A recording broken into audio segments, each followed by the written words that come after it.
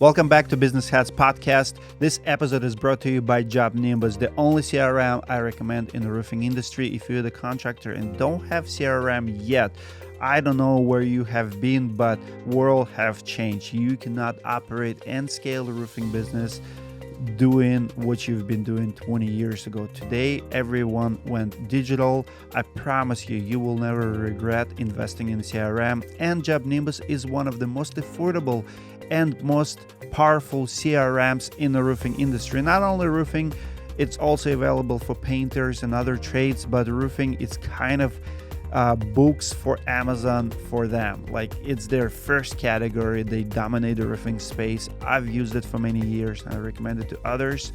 Check out Job Nimbus, talk to them, tell them that Dmitry sent you, and I promise you it will help you years to come. Now let's get back to our special guest today, Ryan Shantz.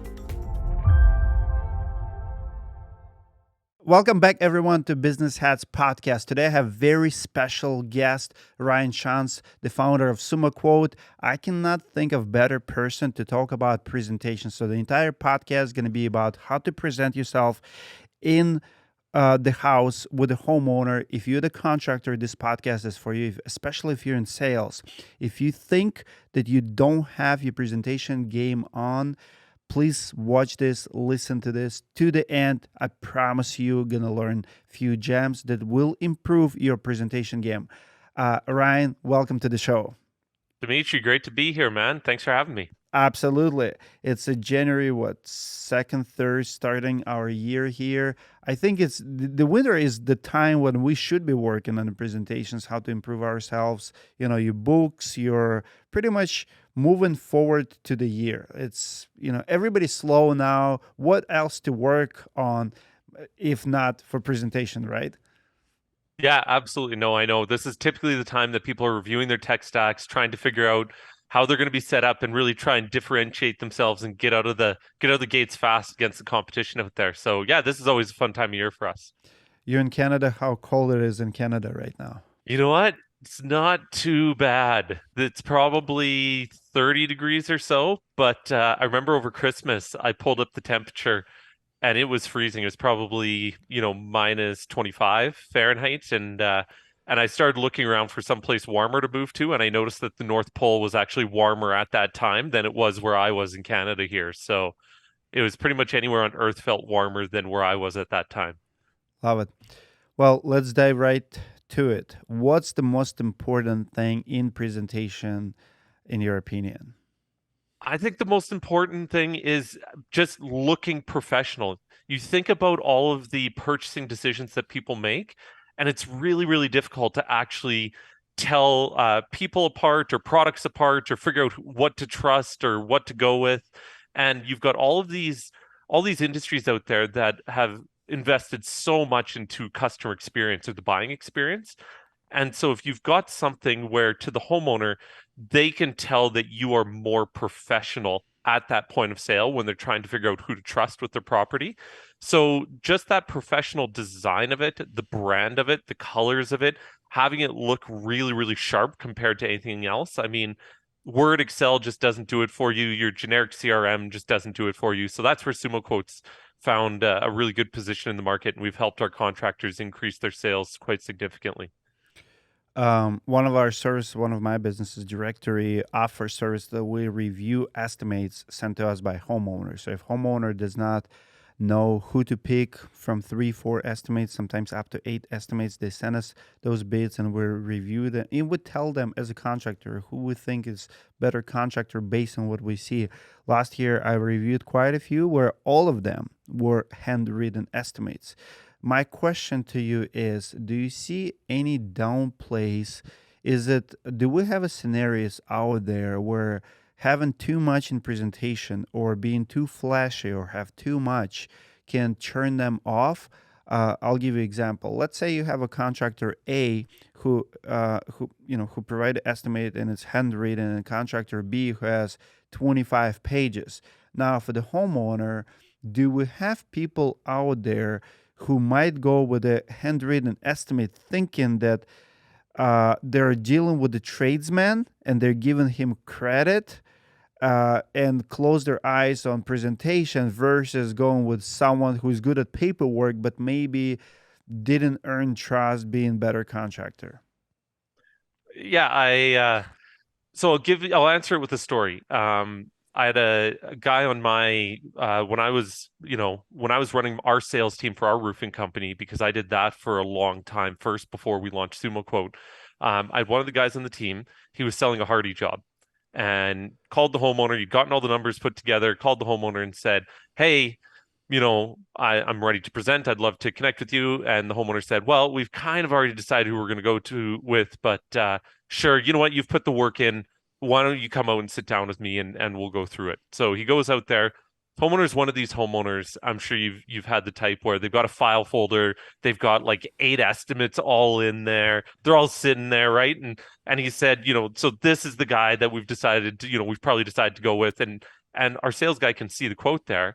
And after about 5 minutes with our sales guy, the homeowner said, "You know what? Actually, I'm going to go with your company. I mean, look at your quote. It's so much more detailed." Now, the interesting word there I thought was detailed, because our sales guy could see the competitor's quote and he actually thought it was more detailed, but ours was more consumable, right? So it was much more visual. It was easier for the homeowner to understand. The other one, obviously built in Word, was full of roofing jargon, siding jargon, all this stuff that the homeowner didn't really understand. They kind of phase out after a couple minutes of trying to read it and understand it. So if you can make it very consumable to the homeowner where it's easy for them to understand, and you're the one that helps explain that. So obviously, using photos makes that very simple and easy for them to understand, and including that in your quote. Maybe having marketing pages explaining your business, but having it be visual and highlighting the words that really exemplify your business. Like, there's little things that you can do. So to your point, I probably wouldn't go with a 25-page presentation, but find your sweet spot in there, but just make sure that it's about the homeowner and it's about getting the information into their hands and into their mind that they need to understand. And if you can do it in a way that is professional and explains it really easily, I think you're going to be way ahead of the competition over a handwritten note. Do you have any data available to you that talks about or gives us insights on how many people go on digital versus paperwork? In my 7 years of business, I probably have, I don't know, 10 people who requested um, estimate or invoice mailed to them, right? Right. Yeah. That doesn't happen, but if I would run my analytics, I probably would have like 10 people like that. But how many people truly digital? I'm a digital guy. I like option where I don't need receipt, whether I go to restaurant or if I go to change my tires or oil, email me, text me. That's what I prefer. How many people still want that handwritten estimates?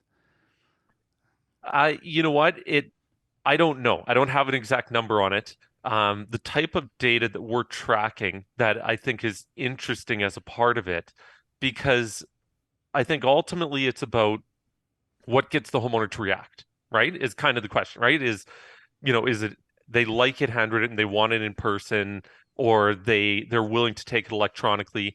Um, I think one, you've got to have a solution for both. I would never say don't meet with a homeowner in person. I think it's statistically your odds of closing the deal are your highest at the kitchen table. So you've got to have a tool that does both. You can send it electronically, or you can leave an electronic copy with them when you leave if you can't get them to sign there.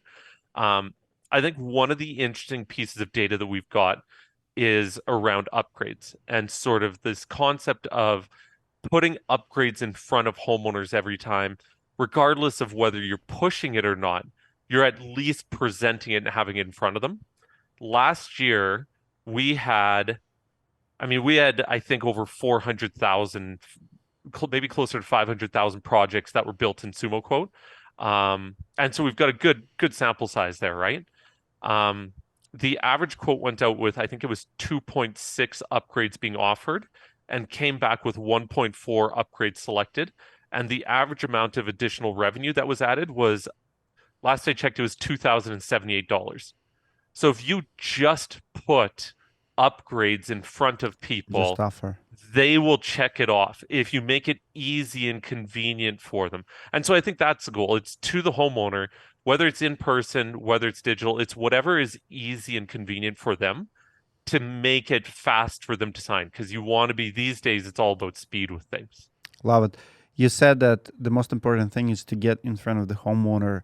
What's your strategy for those who say that email me quote, I don't have time for presentation?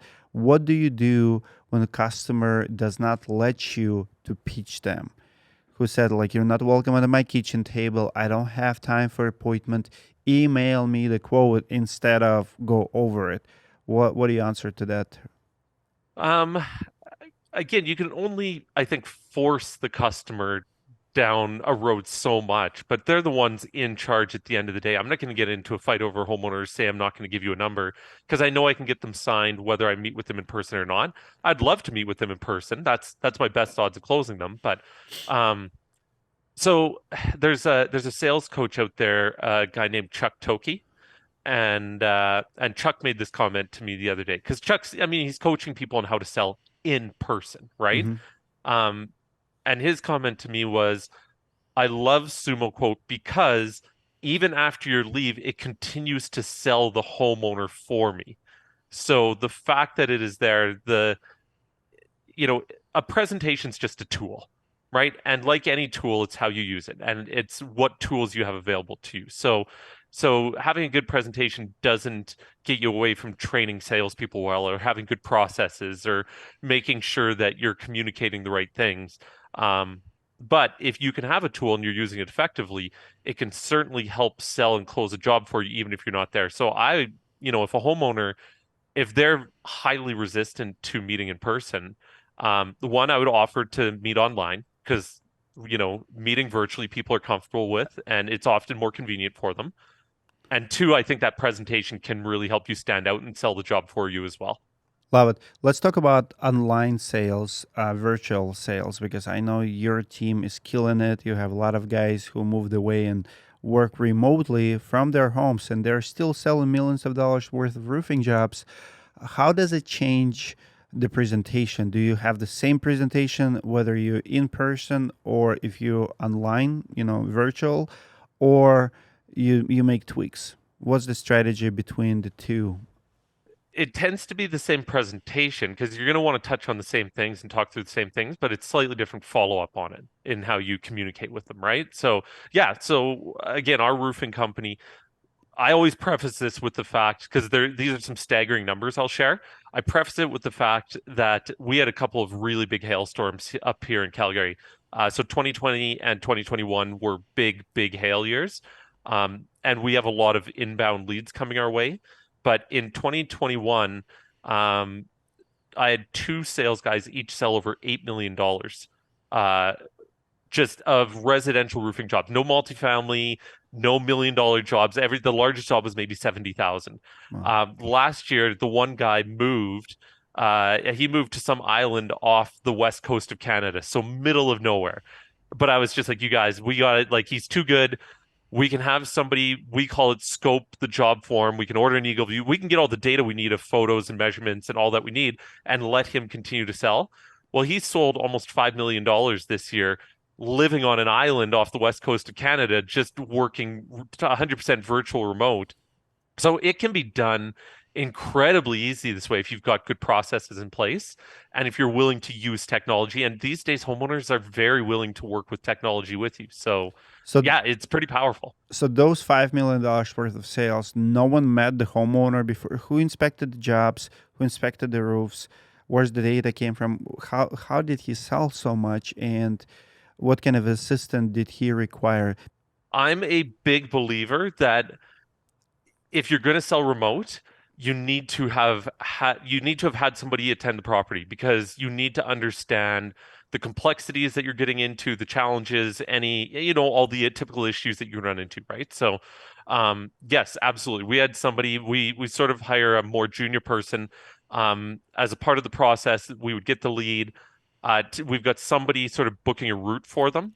So as they get their leads, here's your route for the next day, and there's all 8 sort of in the same neighborhood or on a fast way for them to get around. They go up to the door, they knock on the door.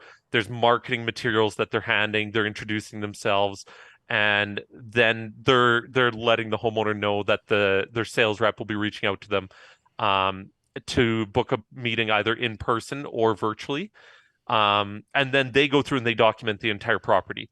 So there's a very standard process of exactly the photos that will be taken, how many photos, the angles, just everything, it's the top of the ladder. Top of the ladder, there's always 4 photos, right? So photo of the pitch, put the pitch gauge on, photo of that, photo of drip edge, and whether it's ice and water or a synthetic or something, photo of the metal color, and photo of the soffit measurement. So it's very standard at this stage. You will take these photos, but that way, any person that touches that file, because we're 150 people in our roofing company, anybody that touched that file, it's all like they've been there because it's the exact same photos of how we've documented it. And then we order an Eagle View, and then from there, it's very easy for us to engage with a homeowner, anybody, in understanding exactly what their home is like, what's going on with it. And so it's very process focused on it, but that's why we can have somebody remote actually selling it, because it's like they've been on site as they go through with those photos and measurements. Love it. Do you believe that selling online is the future of selling in the construction industry, or you feel like in person, door knocking, home presentation will never go away? I think it'll always be a blend. Because again, I think the consumer is going to dictate it. I think the consumers are getting more and more comfortable online. But yeah, I mean, nowadays with this, it's rare that you and I get to sit down in person, but we get so much of that from the tone, the body language, everything that we're doing here, and people are more comfortable with this. I think the pros are going to start outweighing the cons of being virtual. Being in person is ideal, right? I'm not gonna try and argue against that. But your ability to scale as a business, depending on how you're running your business, um, and the locations you're running and everything else, you're getting bigger companies that can launch with lower overhead due to technology and all sorts of things. The need for an office and a in-person showroom and stuff like that is going down, and there's some major overhead costs with that stuff. And so you can be really, really efficient online is the benefit. Now you got to make sure that the customer experience is just as good, if not better, as in person.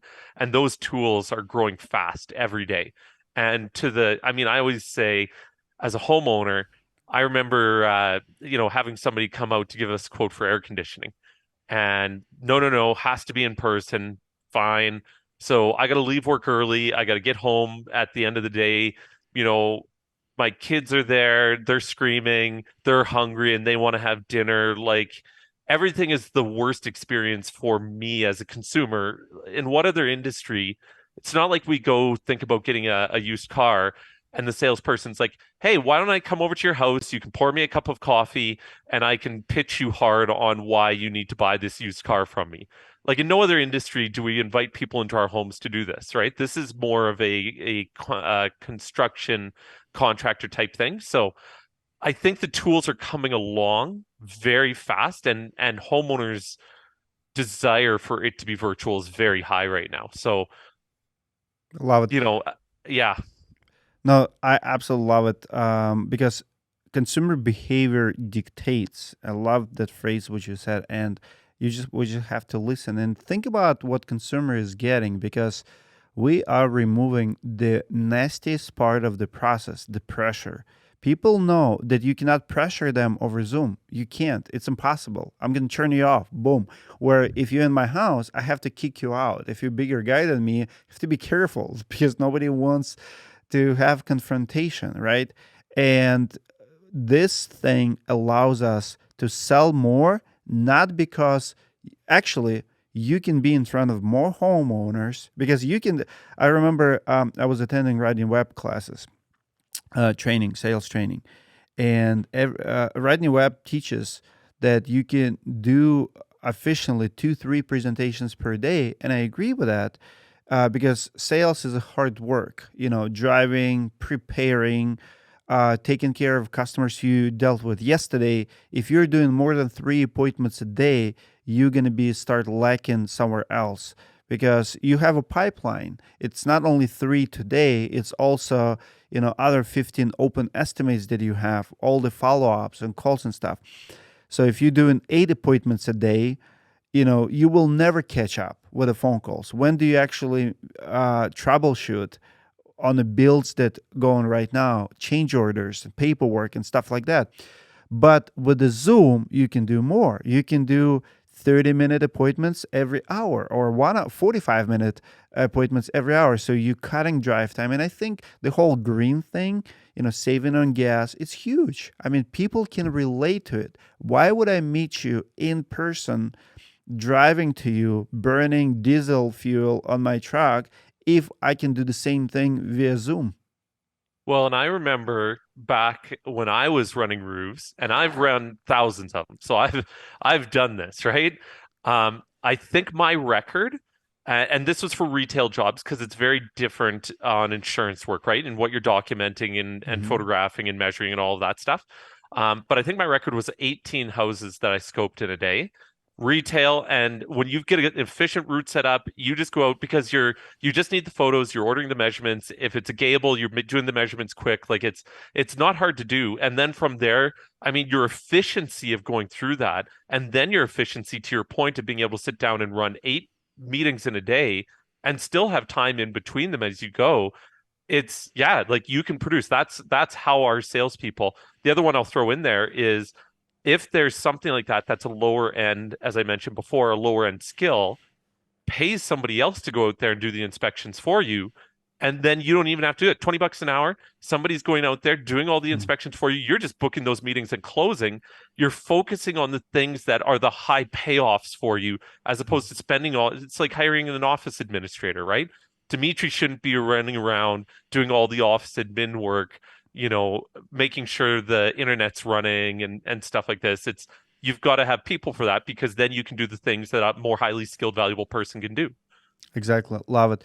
No, the trend is definitely there. But what do you tell people who are stubborn, who, because you know how roofers are, I've done it this way so many times. Why would I change? I get those people all the time. They're just, if it works, if it's not broken, don't fix it. Now, is it true that it's not broken just because you've grown every year? I mean, what else you can do with the presentation that helps you to scale, to go to the next level? Like, what other tools in the presentation that we can implement that helps us uh, to be better than we were yesterday in our businesses? Because it's not just the closing rate. What else is there? What other Well, benefits?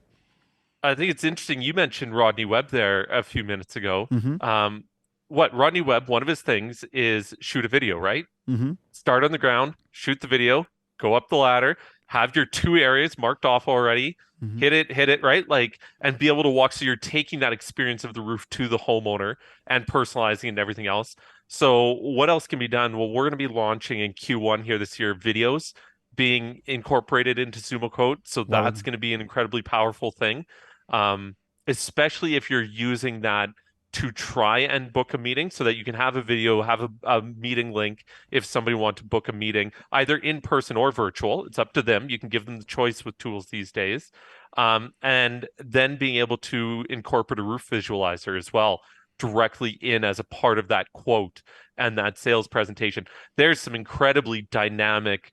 I mean, you think about ultimately where is this going? I don't think it's going to go there overnight, but anybody that anybody that considers buying a vehicle, often they go onto a website first and they play around with, oh, I want to be this color and I want these features. And it's all these self-serve items that they can do themselves. They can sell themselves on the vehicle before they even walk into the dealership to sort of negotiate and sign the papers, right? Like Mm-hmm. there's all sorts of these things coming out, and so Sumoquote certainly we're going to be leading the charge with that stuff. So yeah, in later Q1 here, look for videos to be incorporated, look for roof visualizers to be incorporated. There's some really forward-thinking buying experiences that we're going to be helping contractors create for their homeowners.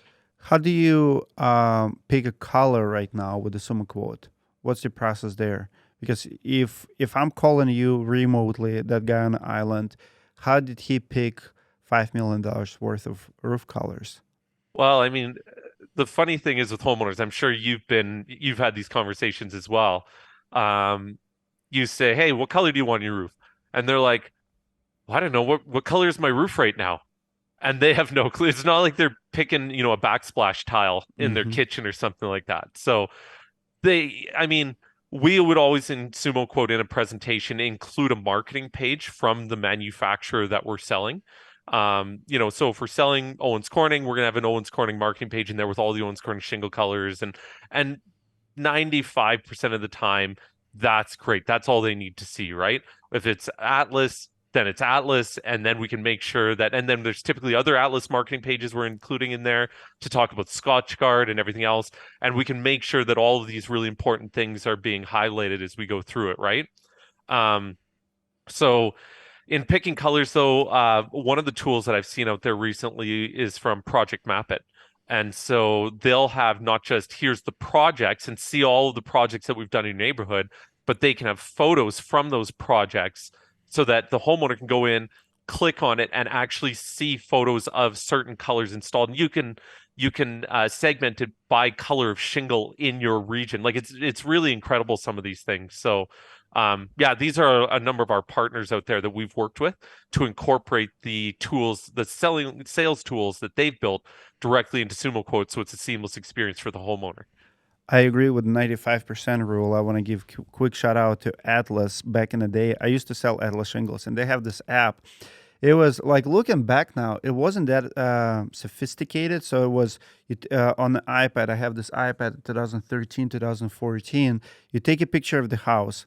You pick the roof line where pretty much if you have gable roof, it doesn't matter. So it cuts roof line above. Pretty much you have to separate the brick from the roof, right? And then it just shows you like a big patch of solid roof color, like solid shingles, and you just swipe how it would look with the colors. And I think it was genius. I remember I was showing to other reps, like from OC and other. I'm like, this is the best app on the market, because OC, GF, they all have apps, but nothing was beating for me Atlas one, because people just want to see the color of their brick or paint on the siding against the color on the roof, right? So if I'm showing you like, hey, do you see you have a red brick and brown wood will look good, or if it's tan house, or if it's tannish, or let's say grayish, then it stayed gray. You show it to them, as long as it matches. It's just like a purse and a shoes. It matches, it's good. You're solid. Don't go with the red. Don't go with the brown. It's off. Pretty much with the roof color, it's whether it's matches or it's off. And if contractor is recommending it, 95%. Like if I like Stay Great, I remember JF used to have what was it? Mission Brown. It was number one sell. My favorite color of all times was GF Mission Brown, and I would sold it every week. It was like 80% of my sales. Switch to other brand, pick the color, and if you like it, if it looks decent, that's what you're going to sell. So it's a sales rep's decision, but you have to show them if it matches or not. But I think the future in a presentation, though, you have to show them how their house would look with it, because people get impressed. It's your homework. When you show them what do you look like, and I think that the 3.0, so 1.0 is me showing you at a house pictures, whatever. 2.0 would be showing you different colors, maybe in an app or presentation, how your house could look today. And 3.0 would be if they get to pick and choose. I recently have that experience with the Nike. I went on Nike website, and I have Nike Metcon shoe. You can buy a shoe for $130, and there's like 5 or 6 different colors. But you can also customize it to you, have the base of it. You can have one color, then you can pretty much from laces to inside of the shoe. There's a 14 customizations that you can make, and you only pay $30. So you're online on Nike Metcon website, and I actually even put Dmitry, my name, on the back of the shoe. It gives you logo or graphic option, and Dmitry actually was the only word I could use, like that fits perfectly. Nice. So I did it, and I'm like, how awesome it is. Like, I feel like I customize it. So 3.0 would be in the home presentation is if the homeowner get to click and pick his color, and now he feels like he is the one who picked it, and you just approve it. I mean, first of all, it's liability. You picked it, but second of all, it empowers them, and it creates experience for them what they like. I think that's the next step in the color selection. Oh, absolutely. And you're right, Atlas has a great tool for that. Like it's awesome. And so yeah, and I just finished reading last night Shoe Dog by Phil Knight. So Yep, I Nike have that CEO. book. Yep. Oh, it's awesome, man. I love it. Um, so but no, I think you said it. It's that buying experience, right? And so we're going to have these buying experiences that people are getting used to. They're getting them in all of these other industries. I always say, man, I can't think of the last time I was in a bank. Why would I go in a bank anymore, right? I have my phone. If somebody ever sends me a paper check, I take a picture of it. It's in my Mhm. account. Grocery shopping. Like grocery shopping is creating buying experiences way beyond what roofing is, it seems like these days, right? So I've got three young boys. There's no way I'm going to drag three little terrorists through a grocery store for an hour on my weekend when I can just order it online, either get it delivered to my door or just drive up outside the store and they walk in and put it in my vehicle for me. So that's where that's the fun part with Sumoquote is we get to sort of invent and lead the charge on a lot of this stuff and creating a buying experience that's different than everything else out there. And so it's what homeowners want. And right now, the tools haven't been out there, and we're having a lot of fun getting to build this stuff. Love it. What else should they include in their presentations? Let's talk about partnerships because I would say, I mean, it's known fact that the only reason people don't buy from you is because they don't trust you. If they trust you, they're going to buy from you. Like winning trust is crucial. And if you're brand new, if you've been in business for less than a couple years, they're going to be skeptical if you don't have those reviews. And one of the ways you can leverage that is bringing your relationship with sponsors, right? Like not sponsors, partners. ICO, Atlas, JF, own scoring in our space, Pink Panther, something that they are familiar with and more than you. So what goes first in the presentation? Your story or your brand story? If are we dealers of, let's say, if you would sell cars, you sell Chevy. I mean, it's your name before this. Like we have in Minneapolis Luther Toyota, or right, but it's Luther's last name, I guess. I don't even know. So we have all the dealerships in different cities. You see Nissans, Toyotas, Fords. You see the brands that they sell, but then also secondly, who sells it. With the contractors, the same thing. You're getting the same shingle from different brands. How do we implement it in a presentation? Well, I'm actually gonna back up one step from there. I read a book the other year, Building a Story Brand by Donald Miller. Mm-hmm. Really phenomenal book. And and Donald would say, um, it's about making the homeowner the hero, and as a contractor, we're the guide. So, do we position ourselves first or the brand first? I would say we actually position the homeowner first. And so we do that in subtle ways in Sumo Code. So we put the homeowner's house on the cover page. So right away, this is a story about you and about your home. And then you go through and you can have inspection photos of their home and educating them and stuff. So and I mean, it was sort of the third option that I'm going to sort of slide in there, but um, make it because ultimately at the end of the day, who do they care about? Atlas or ABC Roofing or themselves more, right? They care about themselves the most. People are So if selfish. That's a great. absolutely, It's a great point. so I would say that'd be the first one. The second one though is I would say they're ultimately putting the trust in yourself as a company. The brand, I like the brand. I like the tools from the brand because I certainly use that as a closing, as a here's the confidence for you to sign now. Here's the reassurance that, we're platinum preferred or whatever it is. But the next guy down the road could be platinum preferred as well, and the other three or whatever it is, right? So I would go homeowner first, company or salesperson sort of second, blending those two together, and then brand third. And all of those, you just have to be intentional about weaving those in. Um, you need to, and Rodney does a really good job of this, making sure that you've got a narrative or a structure that you're taking them through so that it makes sense and you're not skipping things. And it's a very guided process. Um, and you're not just winging it in there. So yeah, I would go homeowner, company/salesperson, and then brand as sort of one, two, three. I mean, that's my opinion on it, but Love it. yeah. Help me understand next portion.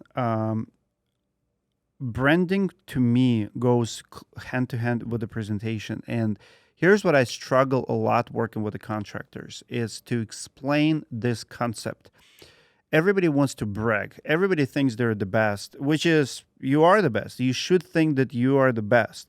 But in branding and marketing, I have a hard time to explain it to my contractors that you do not put it online. You do not put it on your website. You do not use words like we're honest or integrity. All of those cliches, most trusted roofer or integrity, like the more you talk about it, the more you lose them.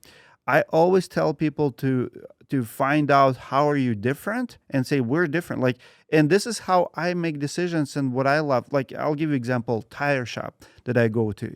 You come to the tire shop and if you buy tires from them for the rest of life, they change it for free. Like we're in Minnesota, so we have winter tires, summer tires. That's huge to me because it costs like $150 to change it every season, and twice a season, that's like $300. And if you buy tires from them, it's for life, right? Like for next 4 seasons. And I have a lot of cars, they change tires and they always deliver. It's crazy. I don't know how they stay in business.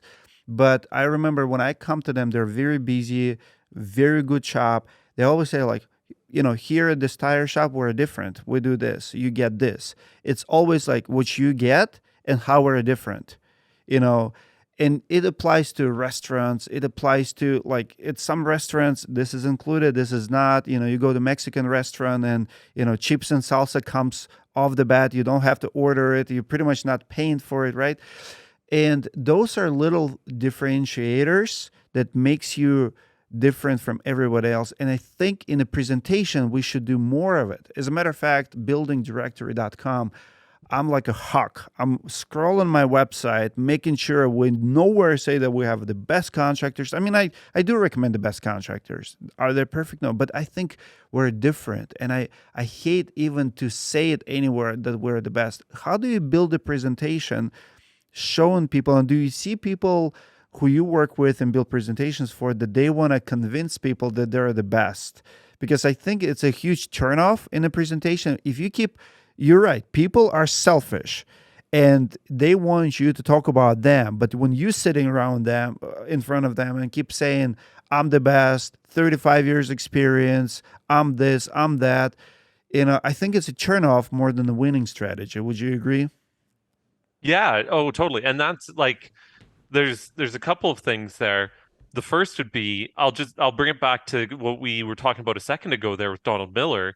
Like if there's a roofer that's coming in saying I'm the best, and there's another roofer coming in saying, help me understand your problem, your life, your pain, your house, I'll show you what I've found, but let's make sure that you understand your property.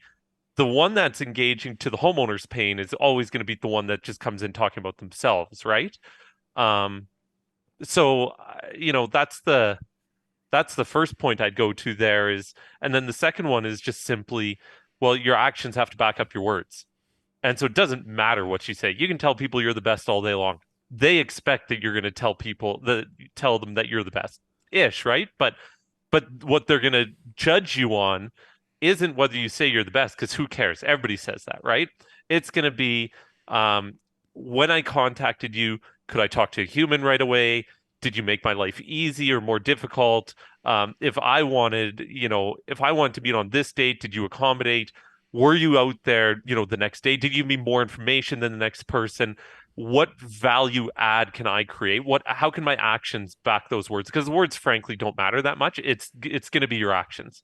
And so you've got to make sure that every step of your actions is thought out, that you've thought through your customer experience from the first second that they touch your website and engage with you through a web form or they pick up a phone. What is the customer experience, and making sure that you've been very thoughtful with that the whole way through. And then again, Sumoquote just becomes a tool. So, um, but it's got to be based around the actions of the individual or the company. What do we put in the presentation to make, like, do you agree that we should put our process that differentiates us?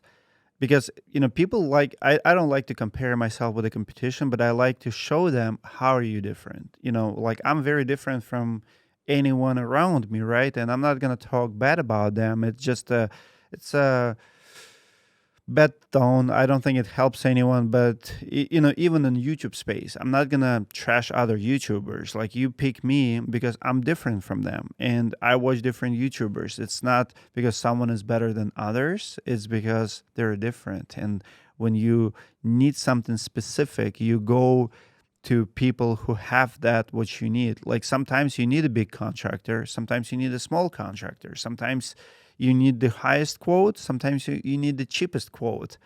I mean, and contractors get offended all the time by it, but sometimes if you have a rental property and you're just trying to stretch a dollar, there's nothing wrong with looking for cheapest bid. Everybody hates it, but in reality, there are places, there are times when we go to Craigslist and we go to Chuck in the Truck because that's all we have in a budget and this is all we can afford. I mean, who knows what you're going through, right? And sometimes you won a lottery and you're like, you know what? I'm going to go with the most expensive because of XYZ, because I can afford it now. How, Yeah, no, absolutely. Like for us, um, rather than saying I'm the best in there, with our roofing company, what we did was we created a page that just slides in with as a part of our presentation, and we call it our how to compare contractors page. And so all we did was we wanted to highlight the things that we considered ourselves to be quite excellent at or different from other contractors with, right? So numbers of years in business, 21 years in business, over 30,000 projects completed, right? Full-time safety officer. We've got 150 employees, and so we're at the size where we have to have multiple safety officers, but we need to make sure we're taking safety seriously, and so we do that at our size with a full-time safety officer. Now, do you have to have a full-time safety officer to be safe? No, but we've got one, so it's kind of like grandma used to say, right? If you got it, flaunt it, right? We've got to try and differentiate our business from others. And so it's not that we're saying we're the best. We're just saying, hey, look, this is what you get with us as far as the value that we can help create. So if you're worried about safety at all, don't. We've got a full-time safety officer to make sure that this is taken care of. And then it's up to the homeowner to understand that, wow, okay, this other contractor, am I comfortable with them being in business 2 years versus 21, or having done, 300 projects versus 30,000 or whatever it is? And they could find a great contractor there still, but we're trying to sell and differentiate without using the words like you're saying of we're the best. Well, here are the value pieces of value that we're going to bring to the table to help make sure that your project goes over in an excellent manner and you are incredibly satisfied at the end of the day. love it. Don't talk about it, be about it. What's your take on one-time closers? Like, should we try to close them on the first appointment? Your feedback on that? I love it when I love and respect people that can. Um, but the flip side of that is people that force it. And to your point, it's just like, oh, I just want you out of my house. I'm not going to be able to muscle you out of here. I'm just going to sign the contract to get you out of here. And there's a negative taste or a bad connotation that's being left on the industry with that. Um, I wasn't a one call closer, and so anything that I can't do or haven't done, I always respect when I see it done really well. And so I love seeing people that can do it, but where it's forced or where it gives the industry a bad name because the homeowner it's giving them a bad experience, that turns my stomach the other way on it. So I'm definitely not against it whatsoever. But does it have to be the way every time? I also absolutely don't think it needs to be the way every time. And there's volumes of sales that people that will either one call close or nothing. They're missing massive amounts of sales if they force it down that and don't have the opportunity for a homeowner to sign after a second or a third meeting. 100% agree. What's the percentage of people do you feel like are ready to sign on a first appointment? Consumer behavior. How many people are ready when they call roofers? How many of them are ready? Like, is it 20%, 30%, half of them? I don't know if it would be half, but it's probably more. So the people that are always doing two call closes would probably be shocked at how many would have signed at a one call. And the people that are doing one call closes are probably shocked at how many more sales they could get if they would do a two call. So I I would just venture guess of, 20, 25, 30% in there somewhere. I think the majority still they want to, it's a big purchase, right? It's a lot of dollars you're talking about. They want to just be able to breathe a little bit easier. Um, I've heard and an industry that has been very forceful with this in the past with the one call close has been solar. Hmm. Um, now the interesting part is Sumoquote's getting into solar. So we're going to have solar presentations coming out right away, and that's a totally different beast. And we're very excited about that because of how much opportunity there is there, but how much better that industry can be served away from these classic solar salespeople. But these classic solar salespeople that force it, the stat that I've heard over and over again is almost 50% of jobs that are signed in the home by solar salespeople never go through to production, end up falling through. Wow. Because they forced that one call so hard. And as soon as the homeowners had a little bit of time to think about it, it just falls through. And you've got to imagine the Google reviews and anything else. If you're a roofing company that cares about your image, cares about the experience, that you provide to homeowners and great reviews and everything else, if you force that too hard, you're ultimately probably shooting yourself in the foot a little bit. But yeah, again, I think there's great opportunity for both sides to move a little more towards the middle for each other. Agree 100%. Well said. And I do agree with the 25 to 30%. That's how it feels to me what's happening because understanding consumer behavior is crucial. You cannot have hard policies or hard rules about it. Everyone is different. You will have people who are ready. You will have people, even myself. Sometimes I'm sitting on something ready to make a decision. Boom. Whoever answers the call, whoever shows up, if I'm driving, going to the store or a car dealership, if I'm ready to buy, I'm walking in, I'm getting out of with a purchase. But sometimes I'm just getting started. I'm educating myself. I don't know what I'm getting into.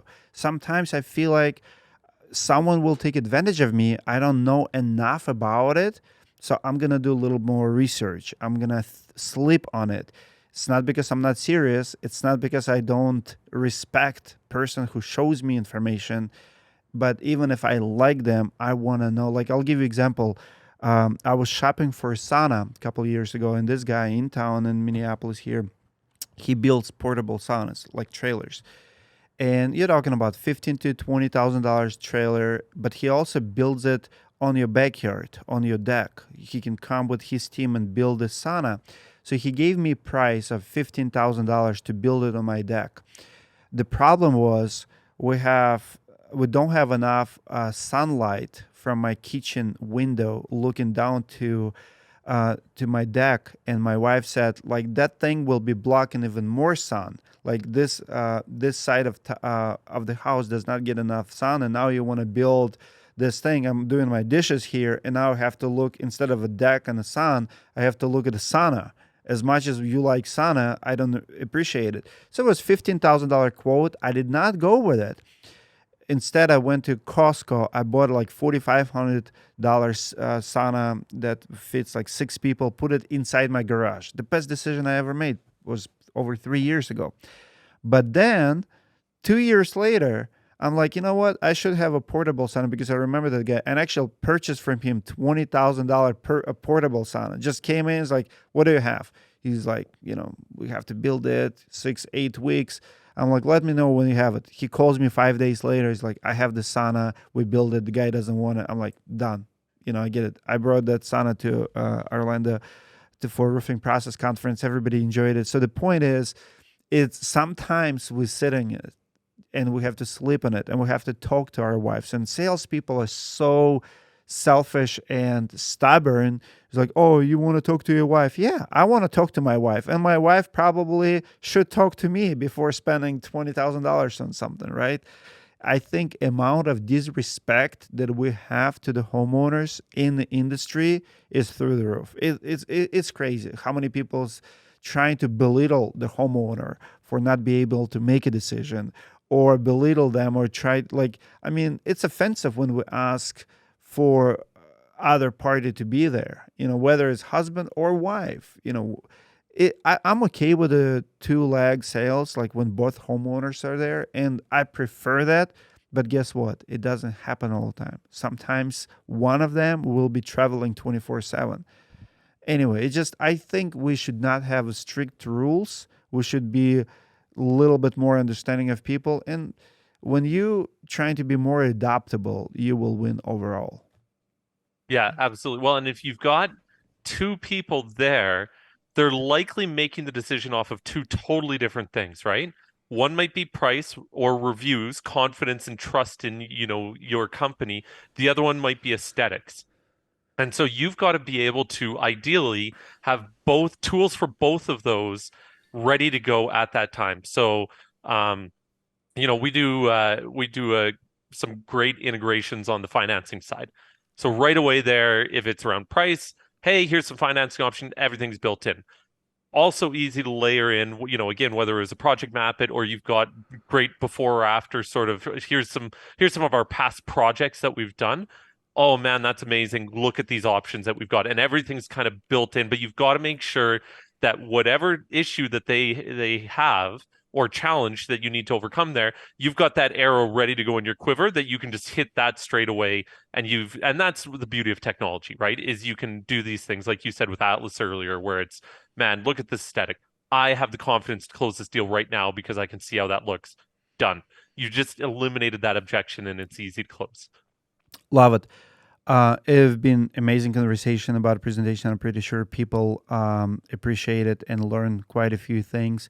At the end, I want you to give advice to someone who does not have leverage with the relationships, a brand new contractor who is not certified, who is not master elite or preferred contractor even, who maybe does not even know what brands to install yet. So starting in business, they just finished their branding. They have a logo. They don't have a rich history. They don't have big relationships. They're not trustworthy in the eye of a consumer yet because they are the startup. They don't have reviews. What can they do in their first presentation? How should they present? How you can help them? What should they put when they have nothing? You know what? From a presentation perspective, um, the number of homeowners that have asked me how many years have we been in business or how many projects have we, done are actually very few, right? Homeowners tend not to ask that. If you've gotten the lead, they've got some degree of confidence that you're competent. So just don't screw that part of it up. Then go in there and make sure that you just serve them and educate them like crazy. If you're personable and warm, if you include photos, inspection photos, and you're showing them things that nobody else is talking to them about, you're the only one saying, hey, there's a bit of a dead spot behind the chimney here. We'll actually make sure we frame in a cricket or whatever it is. And you're the only one that it's explained that to them using photos so that they could understand it and weren't just putting on extra line items of charges that they didn't know what was going on there. If you can educate, you're ultimately, I think, going to win at the end of the day. So if you can give phenomenal service, if you can educate incredibly well, and if you can create a buying experience that's customized to them, odds are they're not going to ask if you're master elite because they don't know what that is. And they're not going to ask you the number of projects you've done or how long you've been in business necessarily. Have your insurance, ready to go if they ask for your insurance. Like, make sure you've got all the things that you need to have. But I don't know, man. I think I could close deals out of the gate with a brand new business without a problem just because of how we serve the customer and answer their questions and educate them as opposed to leaning on some of these other things. But how many pages would you build in your presentation, though? Is it 10 Oh, pages, 5 pages? Like, what would your presentation look like for that company? yeah, I would still leverage those brands because they're recognizable. I would still leverage their marketing pages by sliding them in there. I just wouldn't be able to say that I'm a preferred Mm, contractor or a platinum contractor or something like that. So I would still include those pages. Um, but I would probably be, a dozen, maybe upwards of 15 pages, but I kind of like to keep it 10 feels light. Over 20 starts to feel like you're heavy. giving them too much information, you're making them wade through it. And at that point, you're probably what I like doing with booklets or marketing pages is find the page. So if you've got a 20-page ICO brochure, there's probably only two pages that you're really ever showing the homeowner. One is going to be the colors, and the other is going to be some explanation of the roofing system or why ICO is a great shingle to be able to install, right? And so you're going to take those two pages and just situate them at the exact point in your presentation that you want to talk about that and have it be a very intentionally crafted narrative that you're taking them through, as opposed to just sliding in a 20-page brochure of ICO and just making them wade through all the stuff. Like they just tune out. It just doesn't make sense to them why they're looking at something anymore. So yeah, I'd probably say that 10 to 20 is the right range, I think, oftentimes. Even for established company. Depends on the complexity. Okay. So you're getting into insurance, you're wanting to explain the I insurance see. process to them. I'm probably having a marketing page that's showing here's the step by step that we're going to take you through, right? As opposed to most companies would say, oh, well, my salesperson told them. Yeah, they also told them 100 other things at that meeting, and the homeowner's forgotten 98 of them. So they're never going to remember. If you put it on a page so that the homeowner can refer to it and be like, awesome, I know the next step coming up is this, and that now I'm waiting on the insurance company, or that this is coming up, it's not the contractor's fault, or I'm not waiting on them for it. So it depends on the complexity of it. But yeah, a larger company where there's a little more for them to flaunt or talk about, yeah, you might be up to that 20 plus sort of. But you got to be really, I would say you might start at 25 and you might say, hey, these 5 pages aren't actually going to be relevant for the homeowner. I'm just going to toggle them off quick because it takes me 10 seconds to toggle them off. But now I've cleaned this up so much more for them. So, yeah, it just depends on the situation for the contractor. Got it. It was an awesome conversation about presentation. Presentation, guys, is crucial. My business path absolutely changed once I started doing presentation. If you guys don't have a presentation, check out Sumoquote. I highly recommend them. I have a lot of guys in roofing school and in our network who is using Sumoquote. To be honest with you, I've never heard single complaint about Sumoquote. I don't talk to contractors who's like, well, I signed up and I regretted it. You will use it, you will abuse it. If you don't have a presentation, never sold the job with a presentation, it will change your life. You will never be the same. Highly recommend Job Nimbus. Ryan, thank you so much for your insights.